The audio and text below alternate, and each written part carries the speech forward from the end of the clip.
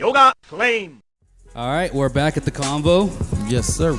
I got King D with me today. What's cracking with y'all? So thank you so much for being here, dude. Thanks for having me, man. Listen, everybody in AZ, if you're a local hip-hop talent, artist, R&B, whatever the case may be, y'all need to come to the Convo Show. Real First talk. off, let's talk about the name, because I'm referring as King D. I heard someone flagged your name or something on some social media. Yeah, Facebook is messing with me right now, so I don't know if somebody actually said something. I've always been that nigga D. Everybody's always called me that since the days of Daz. You remember Daz Dillinger? Before it was that nigga Daz. Well, that's kind of how it started back in the day. People in the town, Chandler, for those that don't know, the old school homies, they call me Cadillac Rome.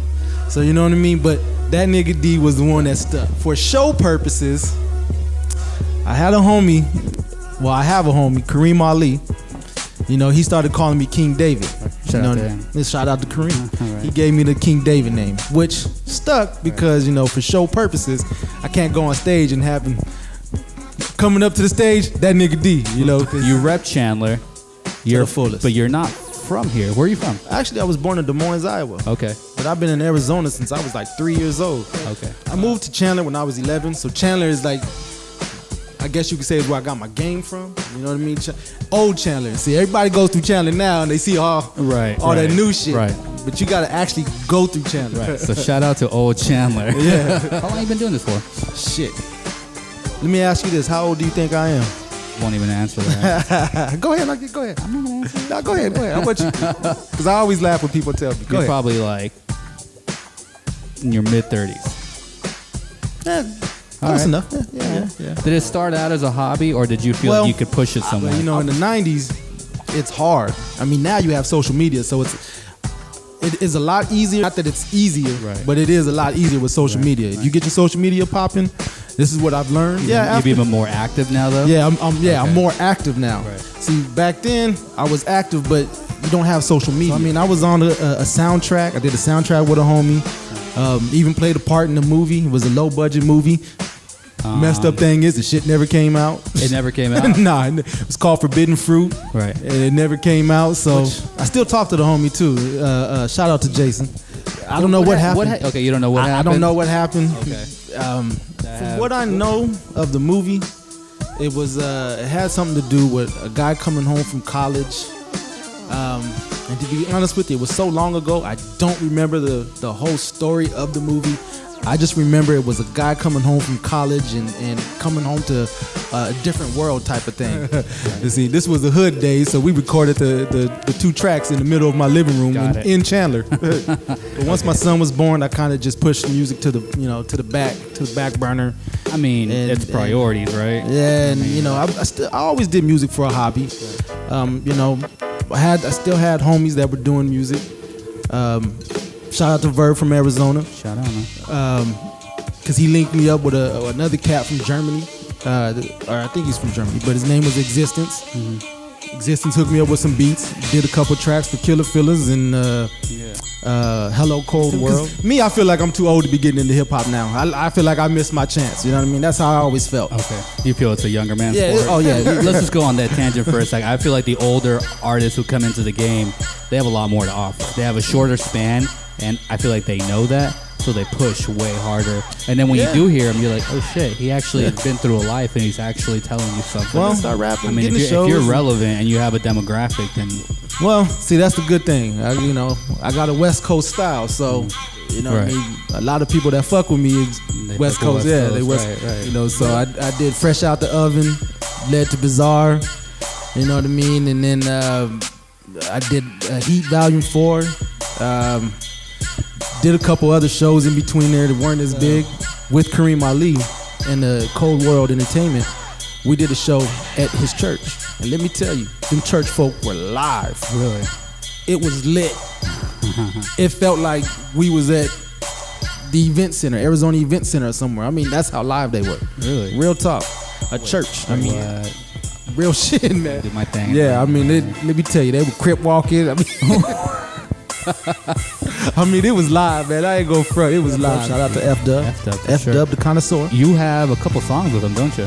Yeah. Actually, you know what? I done known F-Dub, this high, man. Oh, you guys are coming up together. We you guys grew are up on the rise together. Yeah, we grew up since, I've known him since he was 4. We're 3 years apart. No shit. Yeah, I've known him since he was 4 years old. And both of you guys are pretty active right now. Yeah. The song that I just put out, I got a video coming out, The World on My Own. Mm-hmm. So there's a video for that coming soon. Okay. But yeah. Did you shoot it already in editing? Oh yeah, process? we shot it already. Yeah, it's done. It's just going through the editing and all that good stuff. Who's doing that work for you? LJ Beats. LJ Beats. Shout out to LJ too, because that's another bad dude right there. DJ, filmmaker. Dude, LJ, does it all. LJ, if you're listening to this and you want to come out, how about you come out and drop the video and hey, LJ, you hear that? Who are your influences? Biggest one, Tupac. But also, Eazy-E, NWA. I used to listen to a lot of Rappin' Forte, Brother Lynch Hung, Sibo, all the greats. I mean, Drew Down, Richie Rich, The Click, E40 and Be Legit.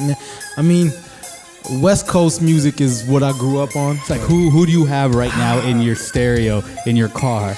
To be honest with you, that instrumental, that CD of instrumentals is what I was listening to on my way over here. Just instrumentals, huh? Just instrumentals. Okay. A lot of times when you see me riding around, if I'm not listening to a local artist, I'm listening to instrumentals. You do listen, like when something new drops, you do get the album to listen to it, no? See, I'm like not, right now, if I were to talk to you about Views from the Six, I didn't listen to you'd be it. Like, even though everybody tells me, I didn't heard mixed views, but majority of people told me it was a dope album. I'm not a Drake fan. No diss to Drake, because I think Drake is a bad dude can spit. Yeah, but I'm not a Drake fan. I'm probably the worst when it comes to new music, because I don't listen to a lot of new music. The music I try to listen to is usually I get put up on like I'll go searching for old music, or old rappers with new music like Razkaz. You know what I mean? And guys like that. I don't really listen to too much new music. No, because these new beats are fire. The beats are tight. No, don't get me wrong. Yeah. I'm not into trap music, though there is some trap songs I like. Yeah. But I'm because not. Of that energy, you're like, oh. No. It's not even the energy, man. It's just, for me, if you don't catch my attention with substance, then I don't pay attention. Okay. And I'll hit him up. And for you guys listening, I hit this guy up at like 2 a.m. on Facebook. Was it 2 o'clock in the morning? It was 2. As soon as I hit send, I was like, oh, this guy's going to be like, what the fuck? I said right back. I'm thinking he's laying down in bed with kids, whatever, doing a family thing. Seriously, I hadn't even finished my thought. Hits me right back with all the links. He's like, yeah, dude. Hey. And I'm like, this guy is on it. And I looked and you were active. I'm like, I'm a night out. So, especially on the weekends. If you hit me on the weekends, I'm 24/7 on the weekends, man. Yeah, you hit me with all the links, and I'm just like, okay, I don't feel that bad now. I'm a night out. Yeah, real talk. I'm a night out. That was something you have a lot of songs that are storytelling and for the smokers. Are you a heavy smoker? These days, no. Obviously, your job is random. Who's your manager? I don't smoke at all. Ashley, if anybody's watching this, Ashley, there's no smoke. That's an incense over there. I don't smoke at all. Watch tomorrow. She's gonna be like, I can't steal my man, I'm not gonna lie. Fuck that. Fire me if you want to. I smoke when I can. Nah, nowadays when I smoke, I'm writing or it's to go to sleep.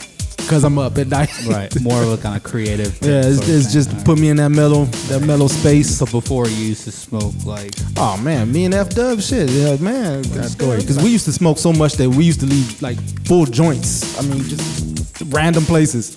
Come back somewhere like, oh, shit, look. Remember, we ran out of bud. This was fucking years ago, man. Right. But we ran out of bud and we used to do this thing.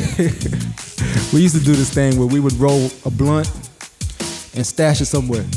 Just, like, okay, like, we used to buy ounces, QPs at a time and stash it somewhere. Just okay, because we smoke so much, Right. Save this one for a rainy day. Right. Well, it was raided and we couldn't find it. Smokers, right. We forgot days. Yeah. Can't smoke like that now. I got kids. You got kids? How many kids do you have? I got 3. Well, if he's watching this, no offense to him, because I love him to death. I had a son when I was a teenager. Him and his mom had they got shipped off to Ohio. Now they live in Pennsylvania or something like that. So I got 2 that stay with me, with my wife now, and then one that's I watched them come out. Which if you ever have kids, don't do. I'm not there yet. Yeah, just fair warning. If you ever have kids, I've been told that. Just don't do it. Don't look. Sorry, this is Milo here. He's just doing his thing. He's all good. All right, by the way, we have this mixtape, guys. I got one. Definitely check this out, guys. It's pretty good. It's not pretty good. It's fucking good. It's pretty good. It's got some okay. It was a close second. It's not gonna win any contest or anything, but I'm not trying to win contests now. I just want to win some fans. Definitely check this out. This is available on your SoundCloud, right? Yeah, SoundCloud, Bandcamp, SoundCloud. Go ahead and give them the I think I got it on Reverb. Instagram. Let's talk about your Instagram for a minute. Go for it. You got a lot of videos that you just being just random silly. videos. Yeah. It's just being stupid. I just try to stay active. Right. A lot of times you catch me riding around and bumping old school. That's the majority of the video. This guy's just driving around. Just driving and around. He decides to fucking, I'm going to record this. And I know you're in full-blown traffic because you're trying to do something. And you're just whipping her like this. This guy right now is in 4 o'clock traffic. And I'm one hand like this. Instagram. Other hand on the recorder like this. Instagram. And I'm like, this guy's every now and then you catch me looking down. Right. I'm like, man, I want to catch the accident. No, I'm just like, no, you won't catch that. Right.